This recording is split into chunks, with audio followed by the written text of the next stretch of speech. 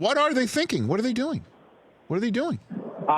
I will be able to tell you 50 hours from now when the trade deadline has passed, because I think looking at this Marcus Stroman trade in a vacuum right now is an unfair thing to do. I think it has a lot to do with what the moves next they make are. Are they looking to win in 2020? How are they looking to win in 2020? Is it with Noah Syndergaard? Is it with Edwin Diaz?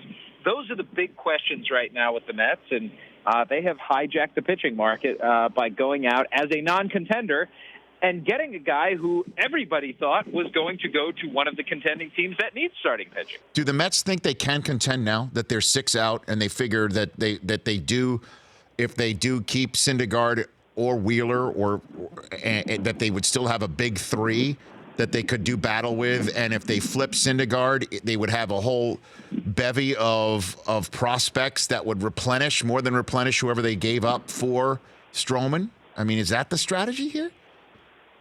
That's one of the possibilities. There are so many different iterations you can go down, Rich. They could trade Zach Wheeler, who's a pending free agent, is not going to sign a contract extension. They could trade Wheeler and Syndergaard. They could trade just Syndergaard and hope with Wheeler that in a really weak National League they can make a run here. I don't see that being altogether likely. It's not just the fact that they're 6 games back. It's that they've got 6 teams ahead of them for that second wild card spot, too. And teams that, frankly, on paper, are better than them. Now, you've got a team like the San Francisco Giants that on paper probably is not better than them. But let's remember, this Mets team, the reason that these trades are even being considered in the first place is because they've been so disappointing to this point. So why all of a sudden, 105 games into the season, are they going to flip a switch and change things? I don't see that being a reality, despite the protestations of Met fans otherwise who say, hey, let's go for it. You know, we've got 5 big starters. Steven Matz is coming off a shutout. Let's just ride it out. I don't see that happening. So why is Syndergaard available? Why?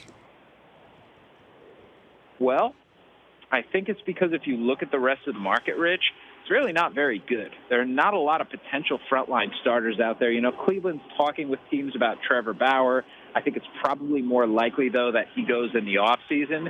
And when you go to the next tier, you've got Mike Minor and Robbie Ray, both of whom have a year of control left, are good pitchers, but none of potentially a frontline guy like Noah Syndergaard.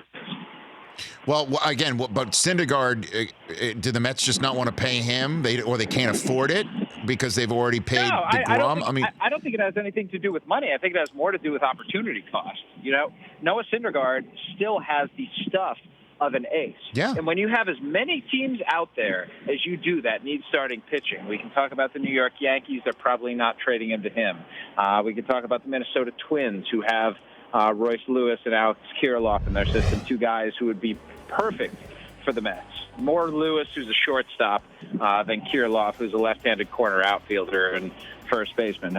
You've got Milwaukee, and the Brewers really don't have a deep farm system, but they have a need for a starting pitcher. And you've got San Diego and Atlanta. The Padres are not contending this year, but they've got arguably the best farm system in baseball, certainly one of the top 2, and have plenty of talent. And then you've got the Braves, who have got arms, and Christian Pache and Drew Waters, 2 outfielders who the Mets certainly could use. There's a lot of talent to be had for a guy like Syndergaard right now, and I think it's perfectly reasonable that they have him out there on the trade market, but you're also, remember, trading him probably for 80 cents on the dollar, considering he's in the midst of his worst season. And the one thing that the Mets don't want is Noah Syndergaard to go somewhere where he's going to be like Garrett Cole and turn into an ace like he did when he went from Pittsburgh to Houston. For more of The Rich Eisen Show, tune to Audience Channel 239 on DirecTV for free on BR Live, or download The Rich Eisen Show app.